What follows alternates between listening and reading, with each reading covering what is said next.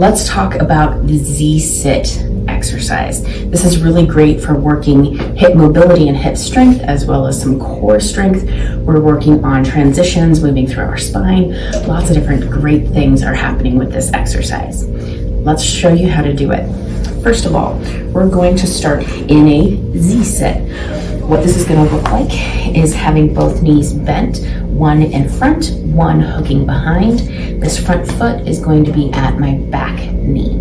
I want to try getting this hip as close down to the ground as possible.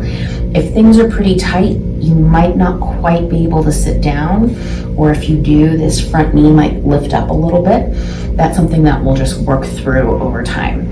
We're going to show you this transition from two different angles so you can appreciate a bit of what's going on. As we go, this hip is going to come back. I'm going to move into like a sitting position, and then I switch over to the other side. I'm going to show you with hands first. We're going to come back, come into this sort of mid-level position, and then switch to the other side.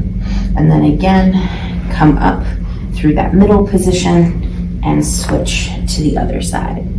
As much as I can, I really want to think about staying upright through my spine. I'm going to move a little bit, but I don't want to feel like in order to get through that transition, I have to really sit back in order to get there.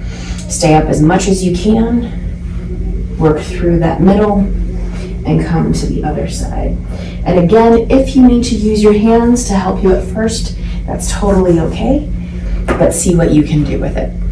Another thing that we can then do in this position to work some additional strengthening in our hips is we can try some rotations and lift-offs. So for example, with this back leg, I can lean forward and I can try to lift that foot up off of the ground.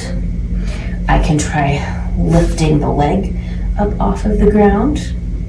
And then I can similarly try doing the same thing, lifting on the front. Here, it's hard to be able to just lift the foot very much because we're pretty maximally rotated, but that is something that you can also try in this position. So what I would do is I would just maybe come in here, do some of my lifts, and then I can transition through and work the other side and do a lift and transition and to the other side, and continue as you'd like through all of those progression options.